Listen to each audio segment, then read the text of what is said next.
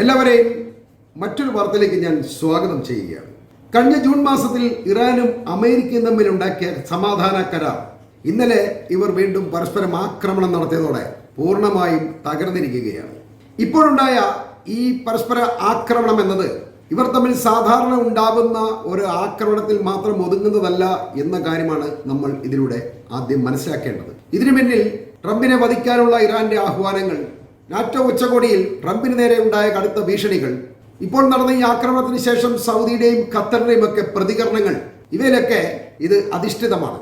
അതിനേക്കാൾ ഉപരി ഇറാന്റെ രാഷ്ട്രീയം എന്താണ് എന്ന് ആർക്കും പിടികിട്ടാത്ത തരത്തിലാണ് ഇപ്പോൾ കാര്യങ്ങൾ മുന്നോട്ട് പോകുന്നത് എന്ന് നമ്മൾ അറിയണം.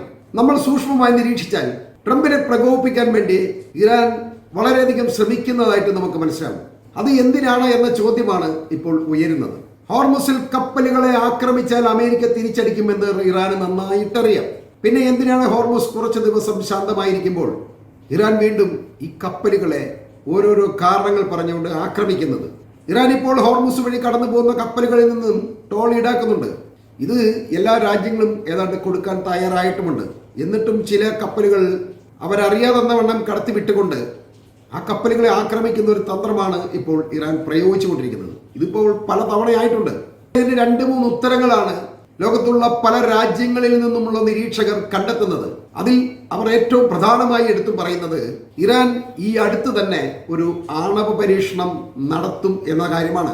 അമേരിക്കയോട് ഒരു വെടിനിർത്തലുമായി മുന്നോട്ട് പോയി കഴിഞ്ഞാൽ ഈ ആണവ പരീക്ഷണം എന്ന അവരുടെ മോഹം പെട്ടെന്നൊന്നും നടത്താൻ കഴിയില്ല എന്നാണ് ഇവർ ഇതിന് കാരണമായി പറയുന്നത്.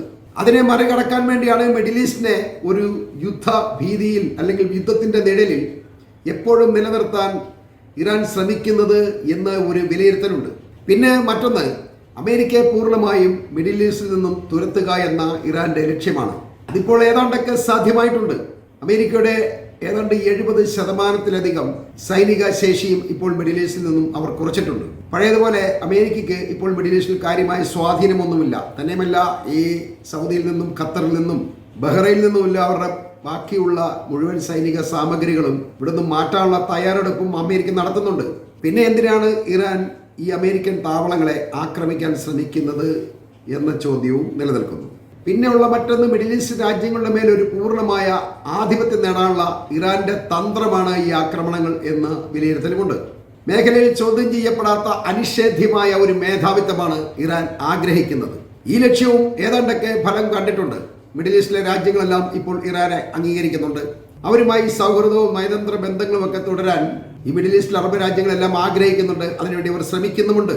ഈ മിഡിൽ ഈസ്റ്റ് രാജ്യങ്ങൾ ഇറാനെ ഭയപ്പെട്ട് തുടങ്ങി എന്നതിന്റെ തെളിവായിട്ട് 2 ദിവസം മുമ്പ് ഹോർമുസിൽ നിന്നും ഇറാനെ വെട്ടിച്ച് കടന്ന ഖത്തറിന്റെ ഉടമസ്ഥതയിലുള്ള MD അൽ റക്കായത്ത്, സൗദി അറേബ്യയുടെ MD വെദ്യാൻ, സൈബീരിയയുടെ ഫ്ലാഗുള്ള സൈപ്രസ് പ്രോസ്പെരിറ്റി എന്നീ 3 എണ്ണക്കപ്പലുകളെ ഒമാൻ തീരത്തിന് സമീപം വെച്ച് ഇറാൻ ആക്രമിക്കുകയും ഇതിൽ ഖത്തറിന്റെ ടാങ്കറിന് തീ പിടിക്കുകയൊക്കെ ചെയ്തു. എന്നിട്ടും സൗദിയും ഖത്തറുമൊക്കെ വളരെ ജാഗ്രതയുള്ള നിലപാടാണ് സ്വീകരിച്ചത് എന്ന് നമ്മൾ മനസ്സിലാക്കണം.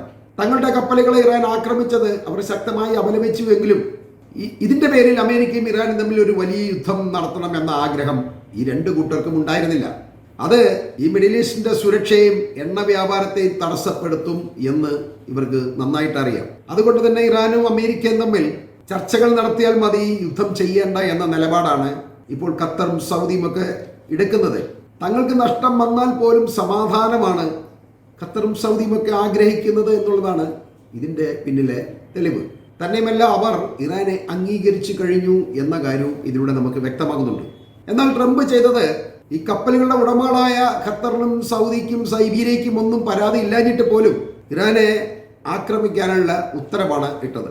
US യുദ്ധവിമാനങ്ങൾ ഇറാന്റെ തീരദേശ നഗരമായ ബുഷർ ഉൾപ്പെടെയുള്ള 80-ലധികം പ്രദേശങ്ങളിലാണ് ബോംബ് ചെയ്തിട്ടുള്ളത്. ഇതിൽ ഭൂരിപക്ഷവും ഇറാന്റെ സൈനിക കേന്ദ്രങ്ങൾ തന്നെയായിരുന്നു. ഇറാന്റെ റഡാറുകളും മിസൈൽ കേന്ദ്രങ്ങൾ ലക്ഷ്യമാക്കിയിട്ടാണ് അമേരിക്ക എക്കാലവും ആക്രമണം നടത്തിക്കൊണ്ടിരിക്കുന്നത്. എന്നാൽ പ്രതികാരമായി ഇറാൻ ചെയ്തത് ബഹ്റൈനിലും കുവൈറ്റിലുള്ള അമേരിക്കൻ താവളങ്ങൾക്ക് നേർ അതിഭീകരമായ ആക്രമണം നടത്തുകയാണ് ഉണ്ടായത്. ഇവിടങ്ങളിലുള്ള അമേരിക്കൻ താവളങ്ങൾ നിലവിൽ ഉപയോഗശൂന്യമായിട്ടിരിക്കുകയാണ്. ബാക്കിയുള്ളതും കൂടി ഇവർ അടിച്ചുകൊണ്ടേയിരിക്കുകയാണ് നിരന്തരം. തന്നെയുമല്ല, ഈ ആക്രമണത്തിന് ശേഷം ഇറാന്റെ പാർലമെന്റ് സ്പീക്കറായ മുഹമ്മദ് ബാഗർ ഖാലിഗാഫ് പറഞ്ഞത് അമേരിക്കയുടെ ഭീഷണിയുടെ കാലം കഴിഞ്ഞു എന്നാണ്. ഇറാൻ ഇപ്പോൾ ഈ കപ്പലുകളെ ആക്രമിക്കുന്നതിലൂടെ ട്രംപിനോട് മാത്രമല്ല അനധികൃതമായി ഹോർമുസ് കടക്കാൻ ശ്രമിക്കുന്ന ഏത് രാജ്യത്തിന്റെ കപ്പലുകളോടും ഇറാന്റെ കർശനമായ നിലപാടാണ് അവർ ഇപ്പോൾ പ്രകടിപ്പിക്കുന്നത്. മാത്രമല്ല ട്രംപിനെ കൊല്ലണമെന്നുള്ള നിലപാടും ഇപ്പോൾ ഇറാനിൽ വർദ്ധിച്ചു വരുന്നത് നമുക്ക് കാണാൻ കഴിയും. ആയത്തുള്ള അലി ഖൊമേനി എന്ന ഇറാന്റെ ആത്മീയ നേതാവിന്റെ മരണം തന്നെ ട്രംപിന്റെ ഉപരോധങ്ങളും രാഷ്ട്രീയ സമ്മർദ്ദങ്ങളും മൂലമാണ് ഉണ്ടായത് എന്ന ഒരു കടുത്ത വിരോധം ഇറാനികൾക്കിടയിൽ ഉയർന്നു വന്നിരിക്കുന്നു എന്ന് നമ്മൾ മനസ്സിലാക്കണം. ട്രംപിനെ തട്ടുക എന്ന ആഹ്വാനം യാഥാർത്ഥ്യമാകുമോ എന്ന ചോദ്യമുള്ളപ്പോൾ തന്നെ ഇറാന്റെ ഔദ്യോഗിക സോഷ്യൽ മീഡിയ പ്ലാറ്റ്ഫോമായ വിരാസ്തി മുഖേന ഇറാന്റെ ചില പ്രമുഖരായ രാഷ്ട്രീയ നേതാക്കളും സൈന്യത്തെ അനുകൂലിക്കുന്നവരും പരസ്യമാക്കിയ പ്രസ്താവനകൾ ലോകത്ത് വലിയ തോതിൽ ചർച്ച ചെയ്യപ്പെടുന്നുണ്ട്. ഈ സോഷ്യൽ മീഡിയ പ്രസ്താവനകളിലൂടെ ഇവർ പറയുന്നത് നാറ്റോ സമ്മേളനത്തിൽ പങ്കെടുക്കാൻ വേണ്ടി ഇപ്പോൾ ട്രംപ് തുർക്കിയിലെ അങ്കാറയിലുണ്ട്. അയാൾ ഇപ്പോൾ നമ്മളുടെ കയ്യെത്താ ദൂരത്തുണ്ട്. അയാൾ താമസിക്കുന്ന ഹോട്ടലുകളെ ലക്ഷ്യമാക്കി മിസൈലുകൾ അയക്കാനാണ് ഈ സോഷ്യൽ മീഡിയയിലൂടെ ഇവർ സർക്കാരിനോട് ആഹ്വാനം ചെയ്യുന്നത്. എന്നാൽ ഇറാന്റെ വിദേശകാര്യ മന്ത്രാലയം ഈ വധഭീഷണി നിഷേധിക്കുന്നുണ്ടെങ്കിലും ഭരണകൂടത്തോടെ ഏറ്റവും അടുത്ത വൃത്തങ്ങളിൽ നിന്നാണ് ഈ കൃത്യമായ ഭീഷണി ഉയർന്നത് എന്നത് ഇതൊരു വികാരമായി ഇറാനികൾക്കിടയിൽ നിലനിർത്താനുള്ള ഇറാനിയൻ സർക്കാരിന്റെ തന്ത്രമായിട്ടാണ് ഇതിനെ വിലയിരുത്തപ്പെടുന്നത്. ഇറാൻ എന്തിനാണ് നിരന്തരമായി ട്രംപ് കൊല്ലപ്പെടും അല്ലെങ്കിൽ ട്രംപിനെ വധിക്കും എന്നൊക്കെ ആവർത്തിച്ച് പറഞ്ഞുകൊണ്ടിരിക്കുന്നത്? ഇത് നമ്മൾ ചിന്തിക്കുമ്പോഴാണ് ഇറാന്റെ തന്ത്രപരമായ രാഷ്ട്രീയ ലക്ഷ്യം നമുക്ക് മനസ്സിലാവുന്നത്. ഇത് വെറുമൊരു ഇറാന്റെ പ്രതികാര ചിന്ത മാത്രമല്ല, അമേരിക്കൻ ഭരണകൂടത്തിന് മേൽ മാനസികമായ ഒരു സമ്മർദ്ദം ചെലുത്തുക എന്നുള്ള ഇറാന്റെ ലക്ഷ്യമാണ്. തന്നെയുമല്ല ട്രംപിനെ വ്യക്തിപരമായി ഭയപ്പെടുത്തുന്നതിലൂടെ ഇറാനെതിരെയുള്ള കടുത്ത സൈനിക നീക്കത്തിൽ നിന്നും ട്രംപിനെ പിന്തിരിപ്പിക്കാൻ കഴിയുമെന്ന് ഇറാൻ കണക്കുകൂട്ടുന്നുണ്ട്. രണ്ടാമത്തേതായി അമേരിക്കൻ വിരുദ്ധ വികാരം ഇറാനികൾക്കിടയിൽ വളർത്തുക എന്നുള്ളതാണ്.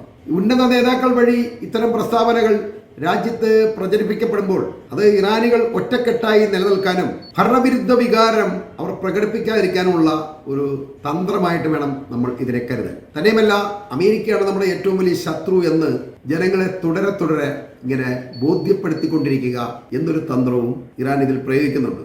അതിനോടൊപ്പം തന്നെ അമേരിക്കയുമായി യുദ്ധം ചെയ്യാനുള്ള കരുത്ത് ഞങ്ങൾക്കുണ്ട് എന്ന് ഇറാന്റെ സഖ്യകക്ഷികളായ അല്ലെങ്കിൽ പ്രോക്സികളായ ഹൂത്തികള്, ഹമാസ്, ഹിസ്ബുള്ള പോലെയുള്ളവരെ ബോധ്യപ്പെടുത്താനുള്ള ഒരു തന്ത്രമായിട്ടും ഇറാൻ ഇതിനെ നല്ല രീതിയിൽ ഉപയോഗിക്കുന്നുണ്ട്. എന്തായാലും ഇറാൻ ഇങ്ങനെയൊക്കെ പ്രസ്താവനകൾ പുറത്തുവിടുന്നത് കൊണ്ട് ഇത് കേട്ട് ട്രംപ് ശരിക്കും ഭയന്നിട്ടുണ്ട് എന്ന് നമുക്ക് മനസ്സിലാക്കാൻ കഴിയും. തുർക്കിയിൽ നടക്കുന്ന നാറ്റോ സമ്മേളനത്തിൽ ഇന്നലെ ട്രംപ് തന്നെ സ്വയം പറഞ്ഞത് താൻ വധിക്കപ്പെടും എന്നാണ്. ഇത് കേട്ട് എല്ലാവരും ഞെട്ടിപ്പോയി. ഒരു അമേരിക്കൻ പ്രസിഡന്റാണ് പറയുന്നത് നോക്കണം.